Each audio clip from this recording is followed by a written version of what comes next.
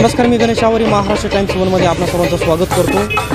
नेवासातील घोडेगाव या गावामध्ये आज आपण आलेलो आहोत। संवाद जनतेशी या शिर्डी लोकसभा मतदारसंघामध्ये कोण होणार शिर्डीचा खासदार या तरुणांकडून आपण जाणून घेणार आहोत। शिर्डी लोकसभा मतदारसंघातील काही समस्या आहेत ह्या त्यांच्याकडून जाणून घेणार आहे। त्याचप्रमाणे शिर्डी लोकसभा मतदारसंघामध्ये कोण खासदार होणार यांच्याकडून हा कौल देखील जाणून घेण्याचा प्रयत्न करणार आहोत। मला एक सांगा, शिर्डी लोकसभा मतदारसंघाचे खासदार कोण आहेत? शिर्डी मतदारसंघाचे खासदार सदाशिवराव लोखंडे आहेत आणि ते तुरळक लोकांना परिचित आहेत, म्हणजे जनतेला तुरळक लोकांना परिचित आहेत। त्यांचा कधीही सहवास शिर्डी मतदारसंघात राहिलेला नाही आहे आणि ते कधीही शिर्डी मतदारसंघात फिरकलेले नाही आहेत। 5 वर्ष गेले, 5 वर्षात कधीही फिरकलेले नाहीत। तरुणांना का रोजगाराची निर्मिती त्यांनी कधीही करून दिलेली नाही आणि तरुणांसंग कधीही संपर्क त्यांनी साधलेला नाही आहे। काय सांगा? पाणी प्रश्नावर त्यांनी कधीही आवाज उठवला नाही आणि 5 वर्षात एकदाही आमच्या भागामध्ये या आमच्या कुठल्याही परिसरामध्ये आढळलेले नाहीत। त्यांचा फोटो मी आत्ता सध्या पाहिला की हे आपल्या शिर्डी मतदारसंघाचे खासदार होते। आमची एवढीच अपेक्षा आहे की जनतेच्या घरात त्यांनी 100% पूर्ण कराव्या। याच्यानंतर काय सांगा खासदार? सदाशिवराव लोखंडे जे आज म्हणजे जे मागील 5 वर्ष जे रस्त्याचे कामं व्हायला पाहिजे होते, जे रोजगार निर्मिती व्हायला पाहिजे होती, जे मागील जे प्रश्न आहेत ते आजही तेच प्रश्न उपस्थित झालेले आहेत। पुन्हा एकदा पाणी प्रश्न असेल, रस्ते असतील, रोजगार असेल, परत तुम्हाला सांगतो बरेच अशा अडचणी आहेत की ज्याच्यावर आत्तापर्यंत काही सरकारने तोडगा काढलेला नाही। तर आम्हाला असं वाटतं बहुजनांचंच काम होईल यंदा। काय वाटतं खासदार लोखंडे? तर खासदारांचं दर्शन झालेलं नाही 5 वर्षापासून, झालंच नाही। कधी येतात, कधी येतात तर नाहीच, ते आले नाही। आता येतील ना? हां, आता फक्त वंचित बहुजन आघाडी कोण आहे इकडं? काय बोलणार? खासदार सदाशिव लोखंडे पाहिलेत का लोखंडे यांना? पाहिलेत का? माहीत नाही माहीतच नाही असं या तरुणांच्या प्रतिक्रिया येतात। मला सांगा, इकडल्या जे काही समस्या असतील, तुमचे पुढारी लोक असतील स्थानिक, तुम्ही त्यांच्यापर्यंत पोहोचले असतील ना?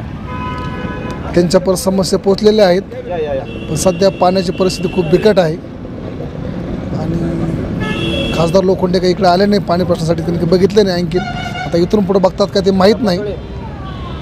काय सांगाल? खासदार सदाशिव लोखंडे शिर्डी लोकसभा मतदारसंघाचे ते आता खासदार आहेत। या पाठीमागे 5 वर्षामध्ये काय काय कामं झाली? इकडं खासदार लोखंडेचे का काहीच कामं नाही, एक सुद्धा काम नाही झालं 5 वर्षात आलते का? नाही। इकडं म्हणजे खासदार कोण आहे हेच माहितीच नाही आम्हाला, दर्शनच झालं नाही त्यांचं। खासदार सदाशिव लोखंडे कोण आहेत हेच आम्हाला माहीत नाही अजूनपर्यंत। आता दर्शन होईल ना? हां, आता दर्शन होऊन काय उपयोग आहे? आता नवीन माणूस पाहिजे, उमदा माणूस पाहिजे आम्हाला। काय सांगाल? ते बोलले तेच आहे कोणी बोलणार? इकडं बोलणार आहे का? आपण पाहिलं या ठिकाणचे जे काही नाराजी आहे नेवासामध्ये, हे सीमेवरचं गाव आहे घोडेगाव। या ठिकाणी ते अजूनपर्यंत 5 वर्षामध्ये ते आलेले नाहीत। मला सांगा, या अगोदरचे जे खासदार होते कोण होते? लोखंडेंच्या अगोदरचे भाऊसाहेब वागचौरे यांचे काय काम आहेत? त्यांचे भरपूर काम, कोणते कामं केलेले त्यांनी भरपूर सभामंडप बांधले आणि भरपूर व्यायामशाळा वगैरे मुलांसाठी भरपूर काही कामं केलं। म्हणजे खूप भाऊसाहेब कांबळे म्हणजे एक प्रख्यात व्यक्ती आणि सगळ्यांना म्हणजे हव्याविषयी वाटणारी व्यक्ती आहेत। काय सांगाल? मागं तेच बोलले, ते बरोबर बोलले। काय बोलले ते? तेच कामं केले त्यांनी। कुणी? वागचौरे यांनी। काय सांगाल वागचौऱ्यांचे कामांबद्दल? आता आम्हाला नवीन उमेदवार पाहिजे, कोणतरी नवीन उमेदवार पाहिजे। भाऊसाहेब वागचौरेचे विषय सांगायला गेला, त्यांनी फक्त सभा मंडप केलेले आहेत, दुसरे कोणतेही काम अन्यथा जो तरुणांना रोजगार पाहिजे तो रोजगार तरुणांना उपलब्ध करून दिलेला नाही आहे। जरी आता येत्या शिर्डी मतदारसंघाच्या लोकसभेला आम्हाला नवीन उमेदवार लागतो आणि तोही आम्हाला वंचित बहुजन आघाडीचा तळागाळातला उमेदवार लागतो, ज्याला आम्ही हक्काने बोलू शकतो का आमचे प्रश्न काय आहेत आणि आमच्या परिस्थिती काय आहेत जाणून घेणार उमेदवार लागतोय आम्हाला आता सध्या शिर्डी मतदारसंघाला। दोन्हीवरती विश्वास राहिला नाही आम्हाला, दोन्हीवरती विश्वास राहिलेला नाही आम्हाला। नवीन उमेदवार आणि नवीन पक्ष लागतोय, तेच पक्ष आणि तेच राजकीय पुढारी ते नको आहेत। आता आम्ही सगळ्या गोष्टीला कंटाळलेलो आहेत आत्तापर्यंत, कारण आम्हाला नवीन उमेदवार भेटला तर आमच्या तरुण पिढीला रोजगार भेटेल, पाणी प्रश्नावर निर्णय होतील, रस्ते होतील, दळणवळणच्या सुविधा उपलब्ध होतील। कोण आता वंचितला? कोण? वंचितला आता संजय सुखदान यांची उमेदवारी जाहीर झालेली आहे, तर आम्ही उमेदवार कोणी का असताना पण आम्ही त्या उमेदवाराचं काम करणार, कारण बाबासाहेबांनी आम्हाला गाव कुसाबाहेर होतो, आम्ही गावात आलो, बाबासाहेबांनी आम्हाला आमचे जे अधिकार होते ते मिळवून दिलेले आहेत आणि त्या अधिकाराच्या जोरावर आज आम्ही वावरतो समाजात। तर त्या समाजात वावरण्याच्या आज आम्हाला मान प्रतिष्ठा आहे ती बाबासाहेब आंबेडकरांमुळे आहे आणि आज बाबासाहेब आंबेडकरांचे नातू आज रिंगणात उतरले आहेत। तर आम्ही सगळ्या बहुजन समाज, वंचित घटक, 12 बोलवते 18 आलूते हे सगळे बाबासाहेबाच्या नातूच्या मागे उभा राहणार आहोत आम्ही सध्या. काय सांगाल वाकचौरे यांची कामं कशी होती आणि लोखंडेची दोन्हींची तुलना जर केली तर काय सांगाल? वाकचौरेचं त्यापैकी बरं होतं, पण आम्हाला वाकचौरे पण नाही पाहिजे आणि लोखंडे पण नाही पाहिजे. आम्हाला सध्या बहुजन वंचित आघाडीच पाहिजे. आमचा जो सगळा समाज आहे तो सगळा बहुजन वंचित आघाडीच्या पाठीमागे उभा राहणार आहे आणि आम्ही सगळेजण त्यांच्याच मागे उभा आहोत. जे आमचे बंधू जे बोलले तेच होणार आहे. बहुजन वंचित आघाडीचंच काम होणार आहे यावेळेस. आणि वाकचौरे आणि लोखंडे यांनी जे मागच्या पंचवार्षिकपासून इकडे तोंडही दाखवलेलं नाही आणि अजूनही आलेलं नाहीत आणि त्यांना गरजच राहिलेली नाही. ह्या राजकारणी लोकांना गरज नाही. गरज फक्त जनतेला नाही आहे, गरज यांना आहे. कारण की जनता तुम्हाला निवडून देते, ती गरिबांचे प्रश्न सोडवण्यासाठी निवडून देते.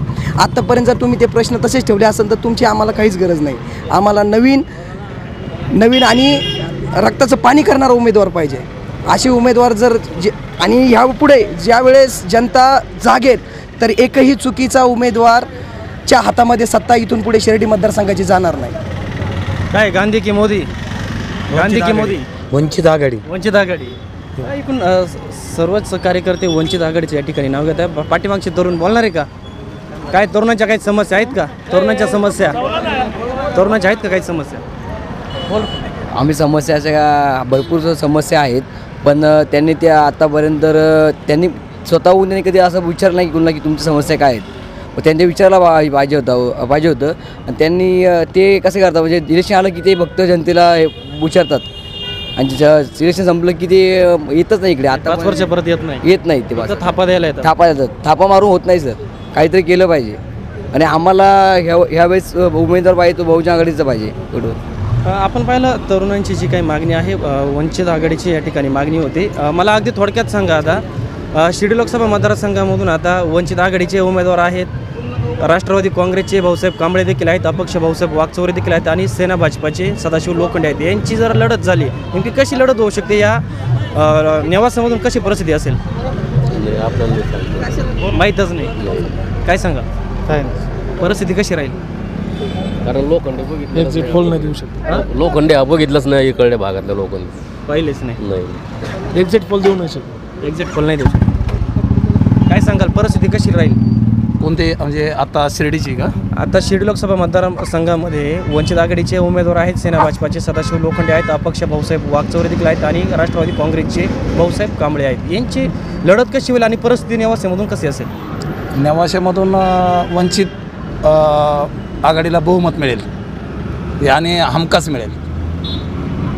भाऊसाहेब वाकचौरे पण म्हणजे येतील म्हणून गॅरंटी कमी आहे. सदाशिव लोखंडे खासदार आहे की गेले का आहे जिवंत हेच आम्हाला माहीत नाही अजूनपर्यंत. कारण ते नगर जिल्ह्यातच काय म्हणजे आपल्या आसपास कुठंच राहत नाही. ते मुंबईत राहतात आणि खासदारकी शिर्डीतून करतात. भाऊसाहेब कांबळे भाऊसाहेब कांबळे जरा म्हणजे योग्य माणूस आहे. टक्कर कोणाची होईल इथून? टक्कर भाऊसाहेब टक्कर तर म्हणजे सरासरी सांगू शकत नाही नक्की अशी कोणाची. काय मोदी गांधी काहीच नाही. वंचित बहुजन आघाडी. वंचित बहुजन आघाडीच राहणार फायनल. वंचित बहुजन आघाडी 100%. वंचितच. बरं, काय वंचित आघाडीचा उमेदवार जर निवडून आला तर कोणत्या समस्या तुम्ही मांडणार त्यांच्याकडे? जो आपला उमेदवार आहे त्याला आम्ही हक्काने बोलू शकतो की आमच्या ज्या समस्या आहेत त्या सोडवण्याचा प्रयत्न नक्कीच आमचा उमेदवार करेल. आतापर्यंत कोणत्याही याच्या अगोदरच्या उमेदवारांनी कोणतीच समस्या सॉल्व्ह नाही केलेल्या. यापुढे आत्तापर्यंत यांना चान्स दिला आहे आम्ही. हे आमच्या विश्वासात नव्हतेच म्हणायला, म्हणजे त्यांना असं म्हणता येईल की ते आपल्या ओळखीचे सुद्धा नव्हते तरीसुद्धा आपण त्यांचे कामं केलेले आहेत. पण आता यापुढे जर ओळखीचा उमेदवार दिला तर नक्कीच थोड्याफार अपेक्षा आम्ही त्यांच्याकडून करू.